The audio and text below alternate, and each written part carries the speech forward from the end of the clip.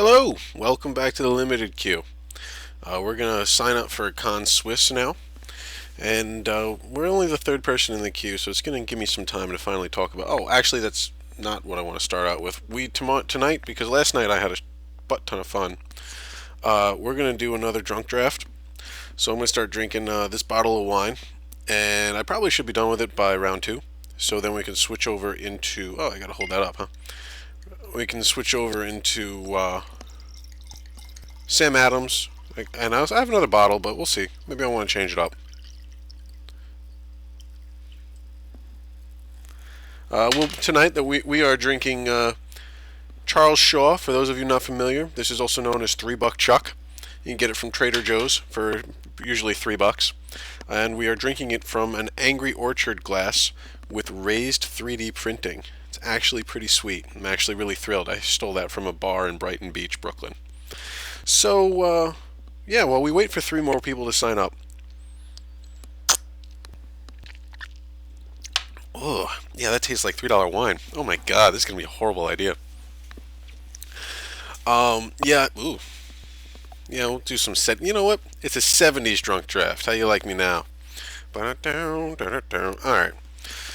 I wanted to take some time to talk about something I've been thinking about. There's a lot of talk in the Magic community now about investing in either in fetch lands, either online or um, or in person. Paper cards. They're hovering around $10 right now. Online, I think they're $2 each. Uh, um, and dual lands online. The online dual lands, because the Vintage Masters just ended, they're hovering. I mean, I think you can get a Taiga for $3 or $4, and the better ones are going for around 15. And I wanted to weigh in on that. Oh, anyway, I'm not sure if that's really good for the community, because once we start bringing in, oh my God, how do we open a Mardu Ascendancy and a Heart Piercer? Seriously? Oh, we're passing a foil incremental growth. Okay. But yeah, we're definitely going to take the Ascendancy here. But while I wait for this to time down, I'm not sure if investing in cards is good for the community. Um, I mean, what there is to say about it is that the traders, the professionals, are going to do it anyway. So why don't the little people? And I understand that. That's a thought process I could get behind. But in general, I don't. At least me personally, I think it's smart to buy fetch lands now, and they will go up in the future. But I don't personally think I would have an icky feeling about myself if I bought, say, 100 fetches at $2 with the aim of flipping them for $3 or $4. And I think a lot of people were both surprised and upset um, when they announced that Fates Reborn is going to have Khan's duels in the. Oh, really? Okay, one second. Pause here. Bellowing Saddlebrute, easy pick. Because I'm going to force Mardu with our opening pack of Mardu Ascendancy. Mardu Ascendancy or Ascension? Ascendancy. So we're forcing Mardu. Barrage of Boulders, Bloodfell Caves are both decent. Jeskai students, nah. But nothing's on the same level as Saddlebrute. And I'm hoping that the Bloodfell Keys wheels out of this pack. Anyway, back to what I was saying. Um, yeah, I would have an icky feeling about myself if I did that, just because I've always felt it's important to separate hobbies from money making opportunities. And there are those people who say that you should do what you love, but at the same time, you shouldn't do what you love until you hate it. And there, oh God, I mean, you know what? I'll tell you, it's the best. It's probably the best $3 wine I've ever had. They definitely. I've had all of them. There's a whole line of $3 Chuck. They're all horrible. Um, yeah, Burn Away is a snap me up pick here, or maybe debilitating injury is an option, but I like Burn Away better for bigger things. Um, yeah, I think it's important to separate investments and hobbies. And I like that people. I suggest that people should do what they love, but you shouldn't do what you love if it's going to make you miserable, and if you're going to start stressing about money involved with it. So that said, I am the total kind of d-bag that would pick up like 200 duels right now just to flip them for 50 100% profit. I'm I think here, and here's why. You've I have not recorded all of my cons drafts, but I draft cons a lot, and I can tell you that there are not a I have not cracked a lot of fetch lands. They're kind of rare, and I do think that the price on them is a little bit low.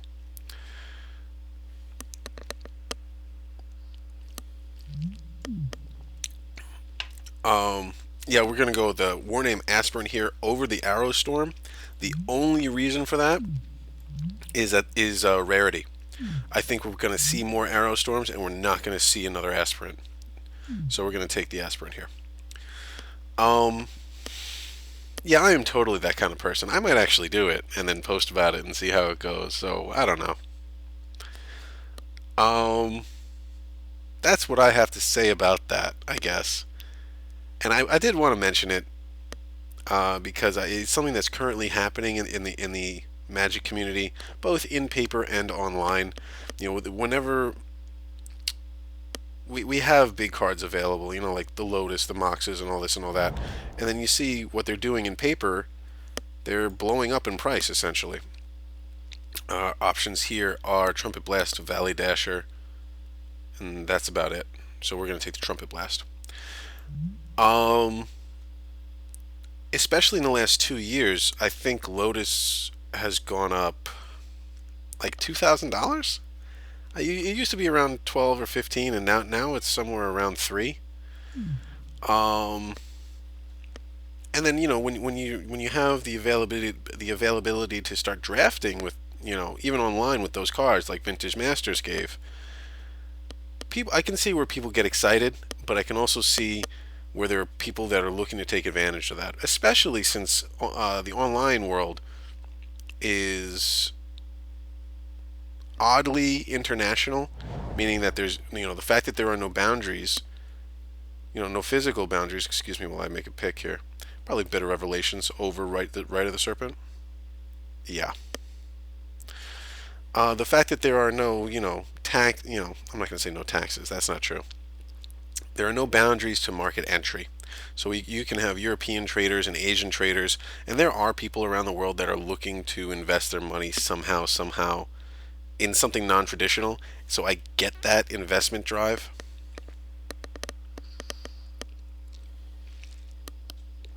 but I don't think it's good for the community. And you see this almost in any video game that has ties to real life currency. And it's I'm not going to say it's upsetting. It doesn't bother me. I don't lose sleep over it. But at the same time, um, I'm not really seeing the cards I want to start seeing for Mardu here. This is upsetting me. I mean, Disowned War Ancestors, okay, but where are our warriors? Where's Horde Chief? Where is Skull Hunter? Where is Hateblade? This is starting to scare me. This might be a horrible draft. Alright, we're going to speed this up a little bit, and I'm starting to get a little pissy. Bear's Companion is going way too late. So we're going to just take that as sideboard. We could take Sage Eye Harrier or Sidisi's Pet. We're going to take the Companion instead. And I think Timur is way open, so maybe we're going to make a switch at some point. The black-red Tapland did not come back, but the Jeskai student did.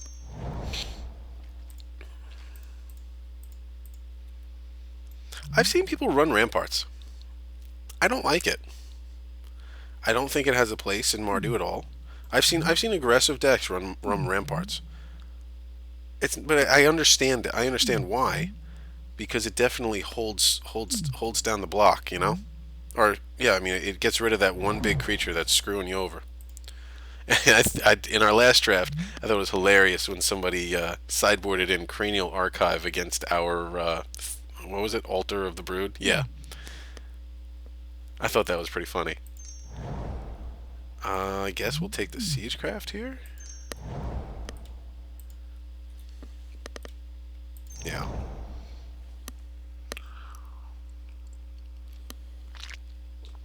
And so, I don't know. My goal, when I first started playing Magic Online, my goal was just to draft a lot and make sets. Figure I'd buy out the cards that I didn't have to make the set, and then I'd redeem. And I did that actually all through. I have like 9 sets of Zendikar, and that was the last time I picked up Magic Online. And so it was kind of before YouTube was big and before we had all this technology. It was like right before all this. So I have a lot of Future Sight, TSP, Time Spiral block redemptions done. I have a lot of Zendikar sets lying around. Really? What an amazing pack for everybody but us. I'm still debating flipping into Teamer, whatever. On the second pack, I need to make a decision. I guess we'll take the Bloodstained Mire that we got past. Okay. Sure. I don't open the fetches. People just give them to me, I guess.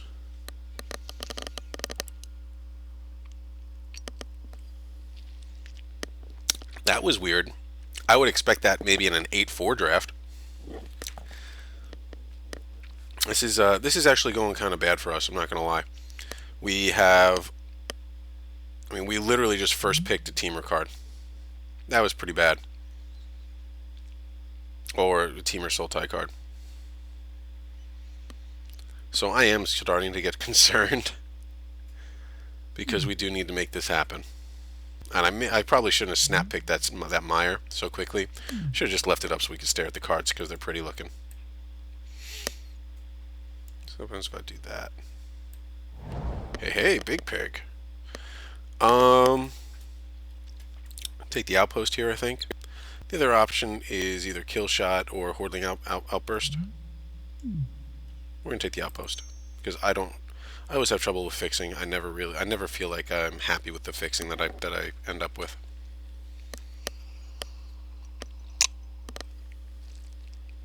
I feel like everybody else has better fixing, is what it is.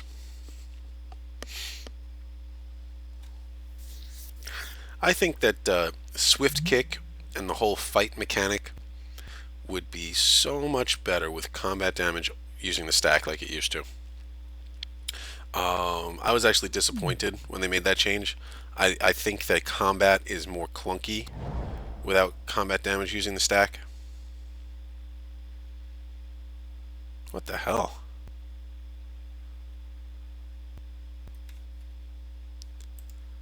I guess we're taking Witness. Maybe, we could take Salt Road Patrol.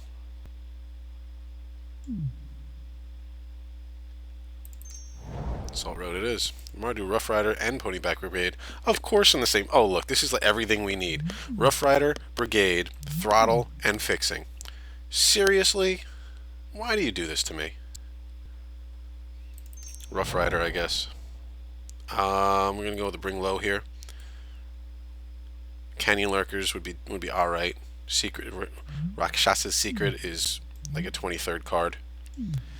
And I've really have started hating this guy. He's just not good. I used to run him because he's a warrior, and now I don't. I like Deflecting Palm.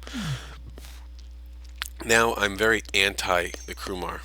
I guess that's some form of racism that I just bought myself into, but I am anti Krumar for sure. Am I really going to run the Snakeskin? Probably not. I'm going to rare draft the Ascendancy. It's because it's Swiss, I guess. And I am the type of player that ruins a Swiss draft. I just sent all the wrong signals to all the wrong people. Take the Warrior over the Pet and over the Trumpet Blast, I think. I'm going to start thinking about another Snakeskin if I see it, though. Yep. It's pretty powerful, especially because we're a little bit lower on creatures than I want to be. But again, honestly, there hasn't been a whole lot in the pool. Unless we switch to Teamer on like the third or fourth pick. We could have done that. Alright, so here's the deal. I'm going to make a deal with you guys tonight. If we go 2-1, we're going to do another draft, and I'm going to try to force 5-color morph. Because that was really fun when I did it the other day. It really was. Like I said, we're low on creatures, so I think I'm going to take the pet over the secret. It was a lot of fun. I really liked it. Now, with the Mardu Ascendancy, if we see a Throne of, what the hell is it called? Alter the Brood. If we see an Alter the Brood, I'm going to grab it. I'm a little bit concerned because I feel like we're low on playables for where we are right now. You know, we're 2/3 in and we only got 17 cards in our deck, and a lot of them are junk. Like Shambling Attendants and Trackers, And, of course, we open a garbage rare. I'm going to take the Mardu Charm, though. Yep. Hopefully the Snakeskin will wheel.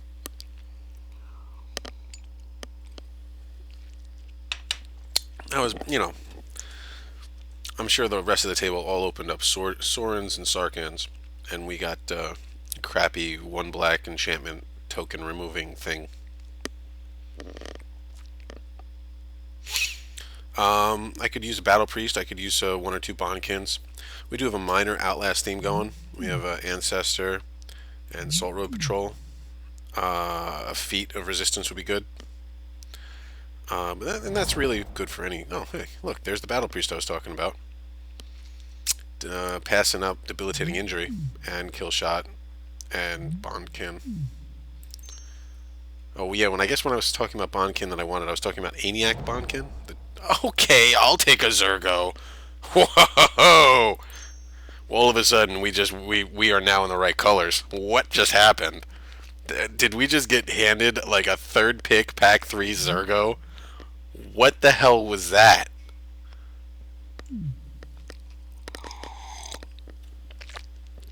Our deck just changed total 180 on how it looks. I'll tell you. The person who I write must be Jess Guy. Holy crap. Yeah, I'll take War Shrieker. Thanks. Yep. Wow. All of a sudden, our deck just... I mean, we got Mardu Ascendancy, we got Zergo. I guess we have Horde Chief and Take Up Arms if we want. Oh, man. Horde Chief, I think, is the right pick here.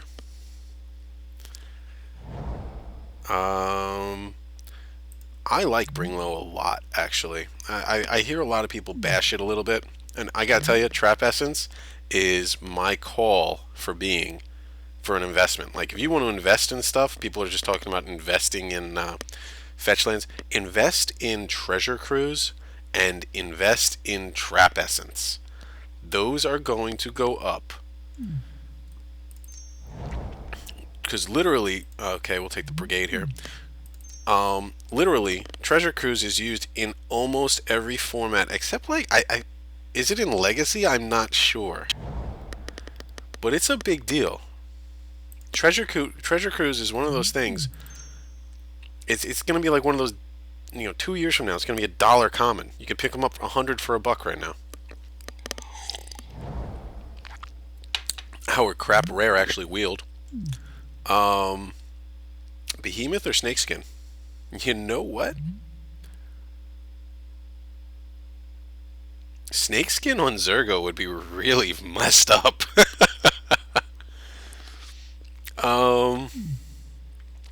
I'm tempted to try out the Snakeskin because I've seen it work well.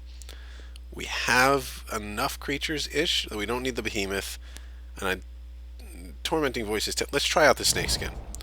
Let's see how it plays. I always talked crap about it, and now it's starting to see play.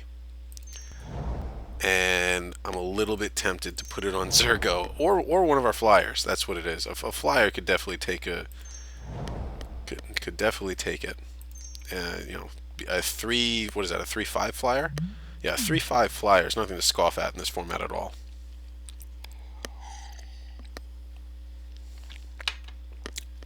That last pack made our deck. That was insane. I was worried going into it. Pack two was dumb. We got handed nothing. But I'm glad we stayed the course because this is insane. All right. So let's do this. What are we doing? Get rid of Shambling Attendants. That's just a crap card.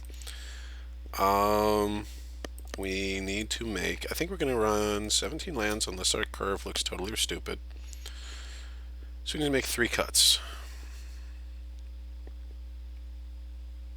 Huh. I think Snakeskin on something like Disowned Ancestor that can get really big over... I think that's a... I don't know. The more I look at Snakeskin, the more I like it. I don't like Ramparts. You can go. It's just not, not... Doesn't belong in an aggressive deck that has Zergo in it.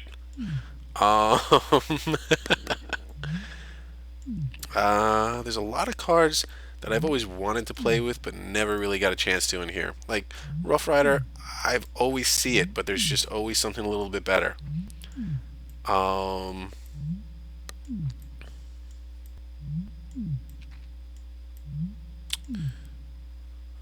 I feel like it's a mistake to just always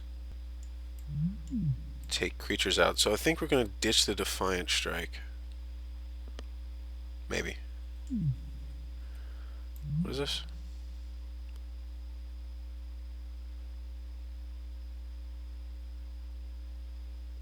Definitely situational. It really, really is. I mean, I don't love it. I think this is going to be our last cut.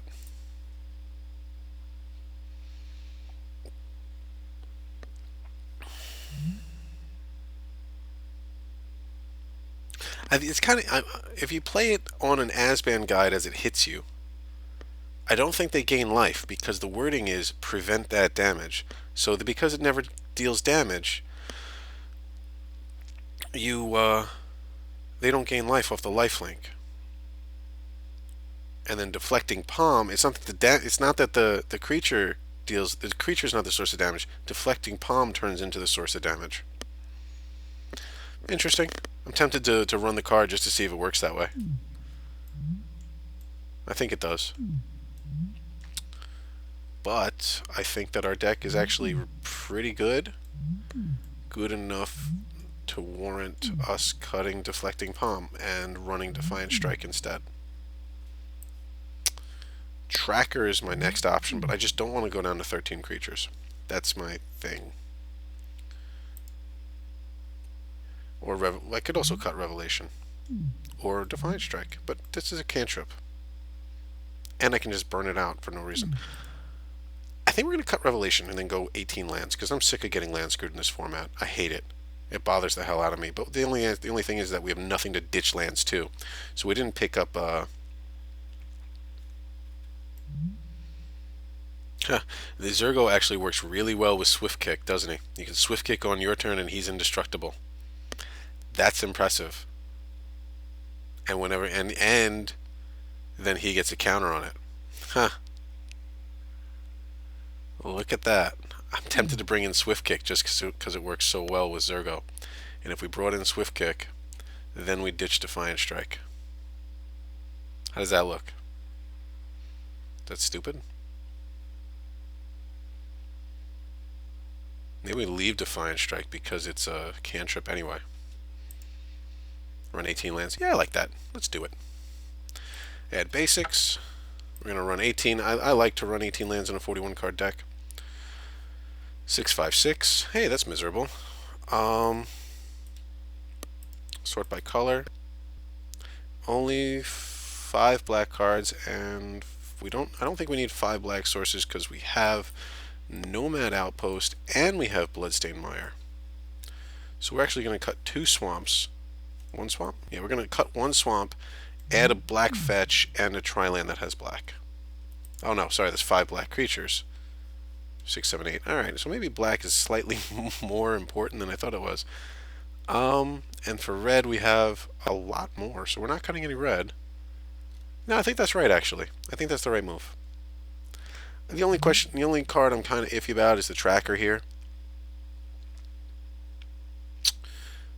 But I'm not. I don't mind. I don't want to go down to 13 creatures. That's my issue here.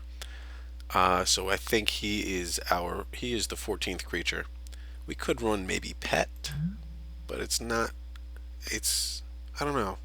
Maybe pet with a snake skin wouldn't be bad, but tracker with a snake skin is better. Pet with a snake skin on turn 5. Tracker with a snake skin on turn 6. I don't know. Screw it. Submit. Oh, hey, we're last, so we get to put round 1 in the same video. You know what? We're not going to do that. X this out. I'll see you in round 1. Bam!